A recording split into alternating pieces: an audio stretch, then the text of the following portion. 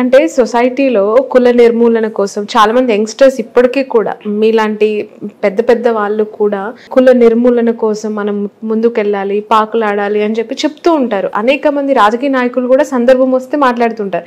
కానీ అవే రాజకీయ పార్టీలు వీటిని వెనక ఉండి నడిపిస్తూ, ఆఫ్ కోర్స్ మనం చూసాం ఇక్కడ మోదీ గారే మందకృష్ణ మాదిగ గారిని దగ్గరికి తీసుకొని కౌగిలించుకొని ఆయనకి మద్దతు తెలిపిన సందర్భం. నిన్న ఆయన చెప్తున్నారు స్పష్టంగా, బీజేపీ ప్రభుత్వం లేకపోయింటే జరిగేది కాదు అని చెప్పి. దీన్ని ఎలా చూడాల్సిన అవసరం? దీన్ని 3 విషయాలు వేరు చూడాలి శ్రావణి. మొట్టమొదటిది, ఎప్పుడైతే మనం కులం కారణంగా వివక్ష ఉన్నది కాబట్టి రిజర్వేషన్లు కావాలన్నప్పుడు ఆ అంశాన్ని రాజకీయ పార్టీలు తేవడం చాలా ధర్మమైనది. ఆంధ్రప్రదేశ్లో, ఉమ్మడి ఆంధ్రప్రదేశ్లో తెలుగుదేశం పార్టీ మొదలెట్టకపోయినట్టయితే, ప్రారంభమైన ఆంధ్రప్రదేశ్లో టీడీపీ ఆనాడు చేసింది, వాళ్ళు రాజకీయ కారణాలుగా చేస్తారు. సహజంగా రాజకీయ నాయకులు రాజకీయ పార్టీలు చేసినప్పుడు రాజకీయంగా మనకు లాభం చూసుకోవడం తప్పు కాదు. మీరు మంచి పని చేసి రాజకీయ లాభం పొందడం తప్పే ఉంది. అలాగే జాతీయ స్థాయిలో బీజేపీ కనుక గట్టిగా పట్టించుకోకపోతే, ప్రధానమైన జాతీయ పార్టీ, అధికారంలో ఉన్న పార్టీ పట్టించుకోకపోతే బహుశా ఇంకా కాలం పట్టుండేది. నిజమైన డిమాండ్లు, హేతుబద్ధమైన డిమాండ్లు, వాస్తవాల ఆధారంగా వచ్చిన డిమాండ్ అని రాజకీయ పార్టీలు పట్టించుకోవడాన్ని మనం తప్పుగా భావించకూడదు. అది ఒకటి. 2, ప్రాతినిధ్యం సమాజంలో అన్ని వర్గాలకి, కులం కావచ్చు, లింగ వివక్ష లేకుండా, ఆడమగ తేడా లేకుండా కావచ్చు, భాష కావచ్చు, ప్రాంతం కావచ్చు, మతం కావచ్చు, వీలున్నంత మేరకు అందరినీ కలుపుకోవాలని ప్రయత్నం చేయడం రాజకీయంలో తప్పు కాదు, అవసరం. అది ప్రజాస్వామ్యంలో. సమస్య ఎక్కడొచ్చిందంటే, నిజమైన దీర్ఘకాలిక పరిష్కారాలు అన్వేషించకుండా పేదరిక నిర్మూలనకు కానీ, కుల వివక్షకు కానీ, కులాన్ని ఒక రాజకీయ అస్త్రంగా ఉపయోగించుకుని కేవలం కులం పేరుతోనే రాజకీయ సమీకరణలు చేస్తూ వెనుకబాటుతనం, పేదరికం పోగొట్టకుండా, వివక్ష పోగొట్టకుండా ఈ కులాలను ఓటు బ్యాంకులుగా మార్చుకోవటం అన్నది అక్కడ సమస్య వచ్చింది. ఈ ముట్టును విడదీయాలి. ఎందుకంటే భారతీయ సమాజంలో కులం ప్రస్తావన అస్సలు లేకుండా మనకి సమాజంలో అందరికీ న్యాయం అందించడం అనేది సాధ్యం కాకపోవచ్చు. కానీ మన ప్రయత్నం కాలక్రమేణా పుట్టిన కులంతో నిమిత్తం లేకుండా, ఏ తల్లి గర్భాన బిడ్డ పుట్టిందన్నదాంతో నిమిత్తం లేకుండా ఎదిగే అవకాశాన్ని కల్పించడం మీద ఉండాలి. అది పూర్తిగా మర్చిపోయినాం. ఇవాళ ఏమవుతుంది, అది దళిత వర్గాల్లో కావచ్చు, దళిత వర్గాల్లో మరింత వెనుకబడిన వర్గాల్లో కావచ్చు, లేకపోతే బీసీల్లో వెనుకబడ్డ కుటుంబాలు కావచ్చు, లేకపోతే ఏ కులమైనా కూడా పేదరికంలో ఉన్న కుటుంబాలు కావచ్చు. ఇవాళ నేను ఖచ్చితంగా చెప్తున్నాను, నిర్మోహటంగా చెప్తున్నాను, 180 మంది పేద కుటుంబాల పిల్లలకి, బహుశా 190 మంది పేద కుటుంబాల పిల్లలకి పనికొచ్చే చదువు అందటం లేదు. కాగితం మీద చదువు అందుతుంది. అందరూ 10th క్లాస్ పాస్ అవుతున్నారు. తెలుగు నాటైతే అందరికీ 90% మార్కులు వస్తున్నాయి. అది కాగితం మీద. కానీ విద్య అన్నది సర్టిఫికేట్ కోసం కాదు. విద్య అన్నది మేధస్సు వికసించడానికి. మేధస్సు అన్ని కులాలకే ఉంది. దళితులకు తక్కువ, ఇంకోటికి ఎక్కువ అనే మేధస్సు లేదు. అన్ని వర్గాల్లో, అన్ని కులాల్లో మేధస్సు ఉంది. కొంచెం మనుషుల మధ్య తేడాలు ఉండదు తప్ప కులం కారణంగా తేడాలు లేవు. పేద కుటుంబంలో పుట్టిన పాపానికి ఆ మేధస్సు వికసించే ప్రయత్నం జరగకపోతే అది ఎప్పుడు విద్య, మంచి విద్య దానివల్ల వస్తుంది. మనకి మళ్ళీ ప్రతి సంవత్సరం గణాంకాలు చెప్తున్నాయి. ఏమని చెప్తున్నాయి? 15 ఏళ్ల వయసులో 100కి 50 మందికి గడియారం చూసి టైం చెప్పడం రాదు. 14-18 ఏళ్ల వయసు మధ్య గడియారం చూసి టైం చెప్పడం రాదు. ఏ కులమైతే ఏం లాభం? గడియారం చూసి టైం చెప్పలేకపోతే ఆధునిక యుగంలో ఎలా మనకు వస్తారు? మీరు వస్తువులు తూకం వేయమంటే తూకం వాళ్ళు పెట్టడం చేత కాదు. 365 7తో భాగించునన్నా సంవత్సరంలో ఎన్ని వారాలు ఉన్నాయి చెప్పు అని చెప్పంటే 165 మందికి అది చేయడం చేత కావట్లేదు. అంటే బై హార్టింగ్ సిస్టమ్ అయిపోయింది పూర్తిగా ఎడ్యుకేషన్. కాబట్టి మంచి ప్రమాణాల విద్య అందించకుండా, మేధస్సు వికసించకుండా మీరు ఎన్ని చేసినా కూడా పేదరికం అట్లా కొనసాగుతుంది. రిజర్వేషన్లో కూడా ఏమవుతుంది? ఒకసారి రిజర్వేషన్ ఫలితం పొందిన కుటుంబాలు, ఆ కుటుంబాలు గవర్నమెంట్లు గుమస్తాలు కావచ్చు, టీచర్లు కావచ్చు, ఒక ఎంఆర్ఓ కావచ్చు, ఒక పోలీస్ ఇన్స్పెక్టర్ కావచ్చు, ఒక ఐఏఎస్ అధికారి కావచ్చు, ఒక ఎమ్మెల్యే కావచ్చు, వాళ్ళ కుటుంబాల వరకు బ్రహ్మాండంగా బాగుపడుతున్నాయి. ఎందుకని? ఆ తల్లిదండ్రులకి ఆ చొరవ ఉంది, పట్టించుకునే తెలివితేటలు ఉన్నాయి, వాళ్ళకి చదువు ఉన్నది. కాబట్టి పిల్లల్ని పట్టించుకుంటున్నారు, ఖరీదైన స్కూల్కి పంపిస్తున్నారు, ట్యూషన్లు పెడుతున్నారు, ఇంట్లో పట్టించుకుంటున్నారు. ఈ ఆలనా పాలన మిగతా వాళ్ళ సంగతి ఏమిటి? తల్లిదండ్రులు చదువు లేకపోతే, పిల్లల్ని పట్టించుకునే శక్తి లేకపోతే, డబ్బు లేకపోతే, ప్రైవేట్ స్కూల్ ఖరీదైన స్కూల్కి పంపించే శక్తి లేకపోతే ఆ పిల్లల సంగతి ఏంటి? ప్రతి బిడ్డకి మంచి ప్రమాణాల విద్య, మేధస్సు వికసించే విద్య, రేపు పొద్దున ఎవరితో అయినా సరే పోటీ పడే శక్తిని కలిగించే విద్య అందించకుండా, ముఖ్యంగా పాఠశాల స్థాయిలో, మిగతా అది ఏం చేసినా కూడా ఇవన్నీ తాత్కాలికంగా ఒంటి మీద బలం పూస్తున్నాం అంతే. నిజంగా పేదరికాన్ని తగ్గించట్లేదు, నిజంగా శక్తిని బయటకు తీసుకురాడు. శక్తి ఉంది, శక్తి పుట్టుకతో ఉంది. దేవుడిని నమ్మితే దేవుడు ఇచ్చాడు ఆ శక్తిని, ప్రకృతి నమ్మితే ప్రకృతి ఇచ్చింది ఆ శక్తిని. అది బయటపడే ప్రయత్నం చేయట్లేదు. భారతదేశంలో ఉన్నటువంటి పెద్ద సమస్య ఏంటంటే సామాజిక న్యాయం అన్న పేరుతో కులాల రిజర్వేషన్ల గురించి మాట్లాడుతున్నాం, కులాల పేరుతో రాజకీయం నడుపుతున్నాం తప్ప పుట్టిన ప్రతి బిడ్డ ఏ కులంలో పుట్టినా ఏ కుటుంబంలో పుట్టినా కూడా ఆ బిడ్డకున్న తెలివితేటలు వికసించే చదువు కావాలి, నైపుణ్యాన్ని ఇవ్వాలి అన్నది మనం ఇప్పటికి కూడా మనకు దాని మీద అవగాహన లేదు. అసలు ఈ మాటలు ఎవరైనా మాట్లాడుతున్నారా రాజకీయంలో? ఈ కులగణన గురించి మాట్లాడేవాళ్ళు ఈ మాట ఎప్పుడన్నా మాట్లాడారా?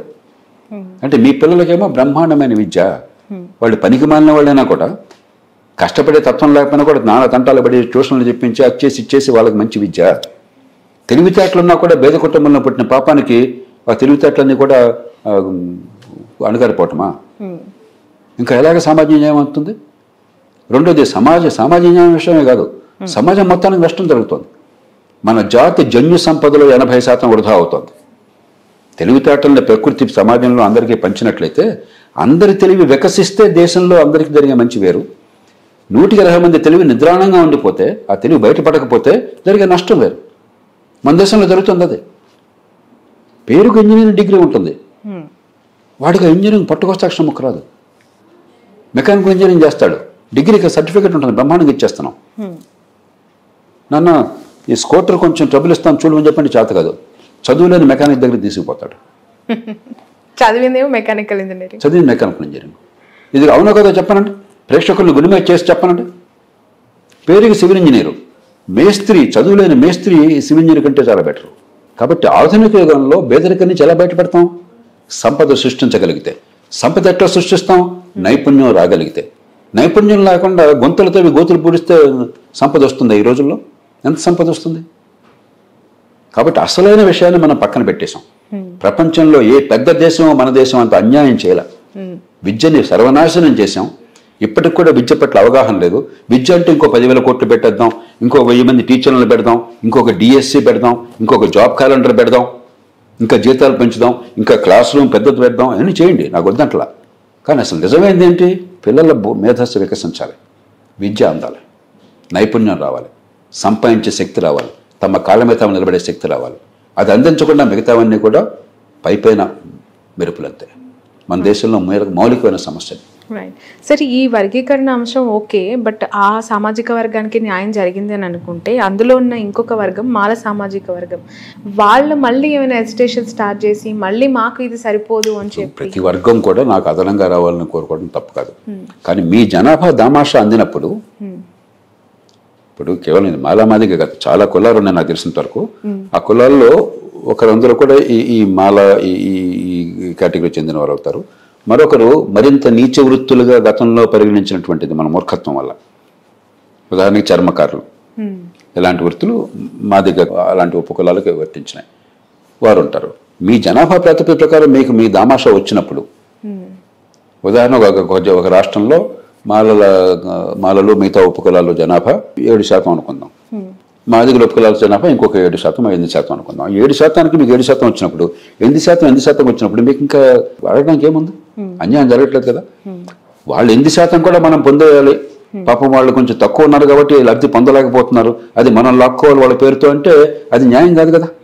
కాబట్టి ప్రజలకు అర్థమైనట్టయితే దీనివల్ల పెద్ద గొడవ ఉండదు. ఎందుకంటే నిజమైన సమస్య ఏ ఉపకులంలో అయినా సరే ఇప్పటికే తల్లిదండ్రులు చదువుకున్నట్టయితే, ఒక మంచి వృత్తిలో స్థిరపడినట్టయితే, మంచి ఉద్యోగంలో స్థిరపడినట్టయితే, మంచి పదవిలో స్థిరపడినట్టయితే వాళ్ళ పిల్లలు బాగున్నారు. ఆ ఉపకులాల్లోనే మాల కులాల్లో కూడా మరి నిరుపేదలు చాలా మంది ఉన్నారు, తల్లిదండ్రులు చదువులేని వాళ్ళు చాలా మంది ఉన్నారు. కాబట్టి ఇప్పుడు వాళ్ళు ఆలోచించాల్సింది ఆ వర్గాల్లో కూడా నిరుపేదలకు నిజంగా ఫలితాలు అందాలంటే విద్యను ఎలా బాగు చేయాలని చెప్పని. అది ప్రజలకు అర్థమైతే అప్పుడు వేరే పెద్ద ఆలోచనకు ఆస్కారం ఉండదు. రైట్ సార్, ఇప్పుడు ఈ డెసిషన్ని రాష్ట్ర ప్రభుత్వాలు ఏ విధంగా ముందుకు తీసుకెళ్లాల్సిన అవసరం ఉంది? ఆ ప్రభుత్వాల యొక్క బాధ్యత ఎట్లా ఉండబోతుంది? ఇప్పుడు విధిగా చేయాలని ఎక్కడ సుప్రీంకోర్టు తీర్పులో ఉండదు.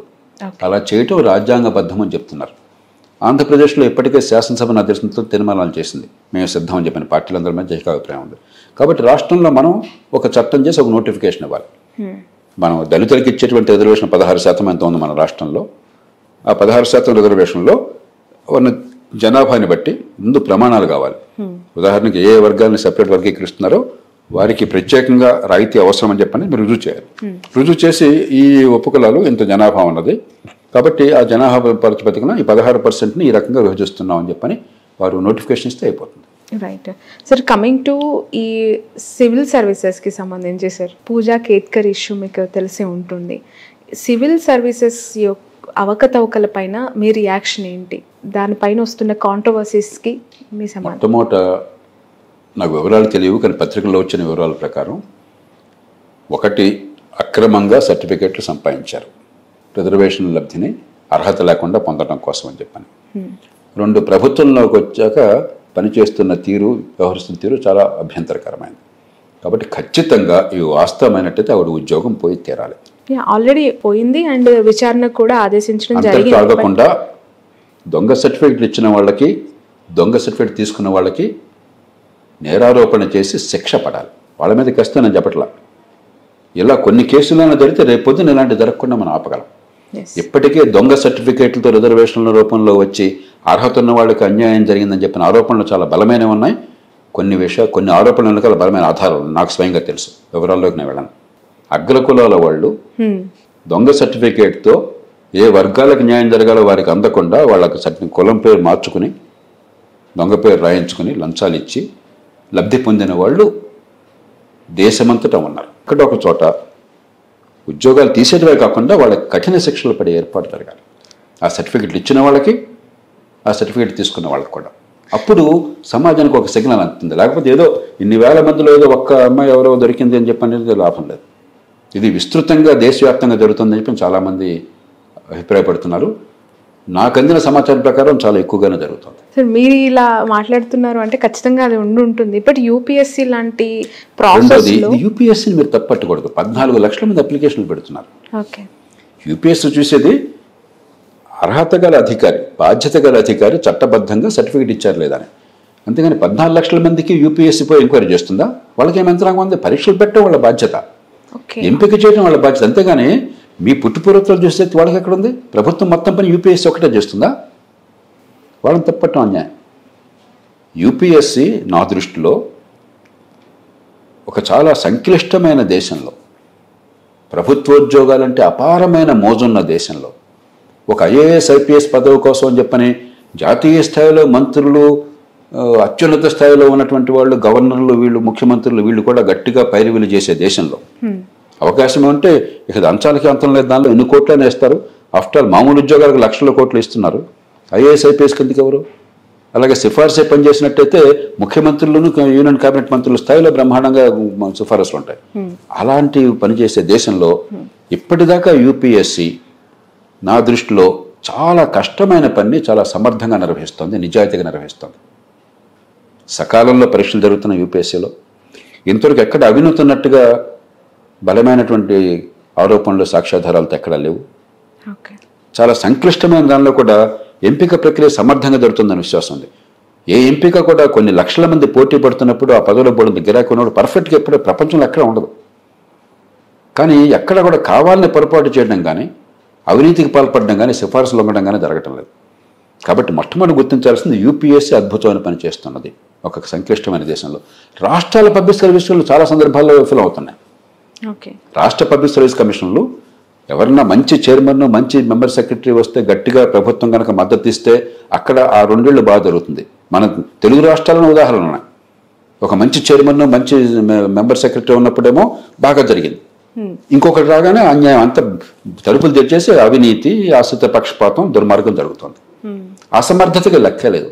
ఒక సందర్భంలో నేను చూశాను, రాష్ట్ర పబ్లిక్ సర్వీస్ కమిషన్ పరీక్షలో కీ ఇస్తారు వాళ్ళు. ఈ మల్టిపుల్ చాయిస్ ప్రశ్నలకి కీ ఇస్తారు, ఏబిసిడి అని చెప్పి చాయిస్ ఉంటుంది కదా. ఆ కీలో నాకు గుర్తున్నంత వరకు 53 తప్పులు సర్వీస్ కమిషన్ ఇచ్చినటువంటి కీలో జరుగుతున్నాయి. ఒక్క తప్పు ఉంటేనే ఫలితాలు తారుమారు అవుతాయి పోటీ పరీక్షలో. 53 తప్పులు అంటే అది పరీక్ష, అది పబ్లిక్ సర్వీస్ కమిషనా? నేను స్వయంగా చూశాను. నేను స్వయంగా అప్పుడు చైర్మన్తో మాట్లాడాను. కాబట్టి చాలా రాష్ట్రాల్లో అవినీతి ఆరోపణలు తీవ్రమైనవి ఉన్నాయి. పబ్లిక్ సర్వీస్ కమిషన్ చైర్మన్లు జైల్లో పెట్టిన సందర్భాలు ఉన్నాయి.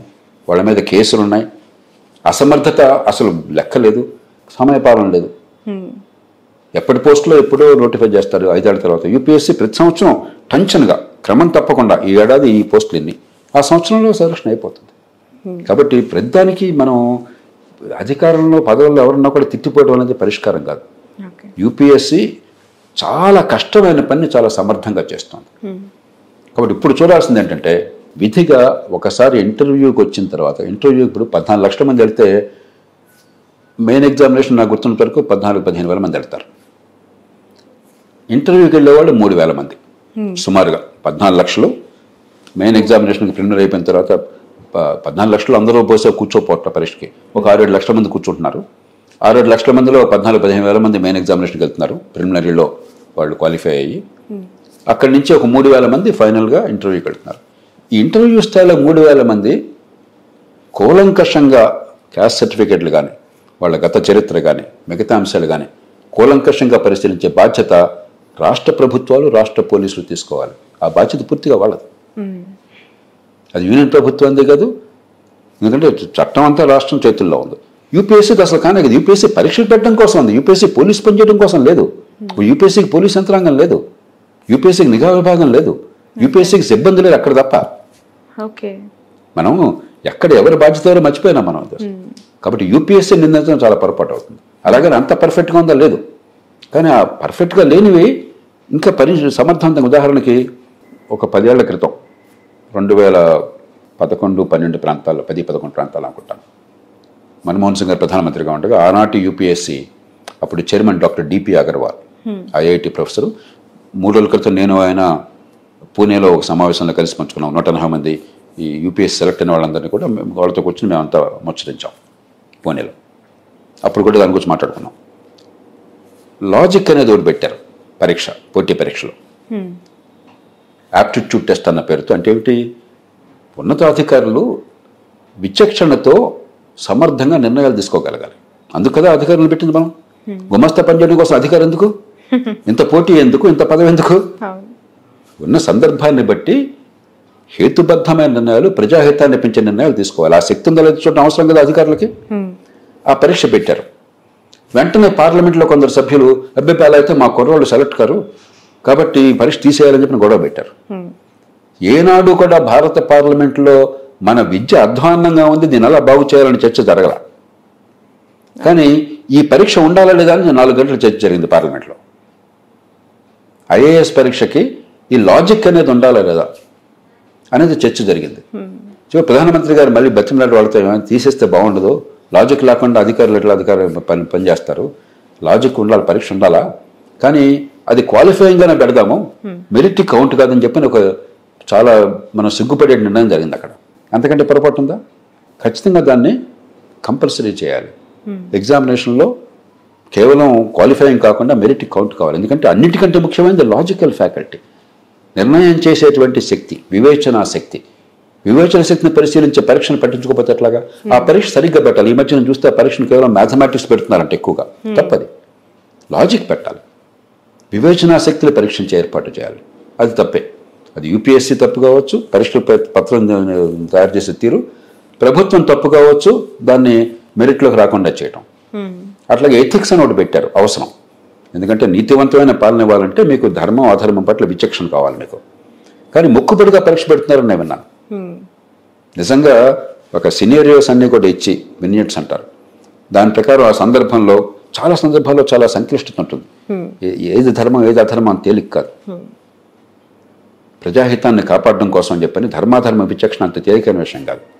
కాబట్టి ఆ సంక్లిష్టమైన సమయంలో నిర్ణయాలు తీసుకోగలుగుతున్నారా లేదా, ఆ ధర్మాధర్మ విచక్షణ వాళ్ళకు ఉందా లేదా, అది మొక్కుబడిగా చేస్తే పరీక్ష ఉపయోగం ఉంది. కాబట్టి కొన్ని పొరపాట్లు ఉన్నాయి. ఈ పొరపాట్లు నిర్వహణలో పొరపాటు సరి చేసుకోవాల్సింది. అంతేగాని అవినీతి ఆరోపణలు కానీ లేకపోతే సమయపాలన లేకుండా ఇష్టం వచ్చినట్టు చేయడం కానీ సిఫారసులు అమ్ముతున్నారని కానీ ఇంతవరకు ఎక్కడా కూడా యూపీఎస్సీ గట్టి ఆరోపణలు రాలా. కాబట్టి దానికి మనం వాళ్ళని అభినందించాలి. చాలా గొప్ప కార్యం చేస్తున్నారు, కష్టమైన కార్యం దేశంలో. అలాగని ఈ సెలక్షన్ అంతా పర్ఫెక్ట్గా ఉందన్నా దీన్ని మరింత మెరుగుపరచాలి. ఈ ఇంటర్వ్యూ స్థాయిలో 3,000 మంది విషయంలో మాత్రం కూలంకషంగా తెలుసుకోవాలి, ఈ పొరపాట్లను సరిదిద్దాలి.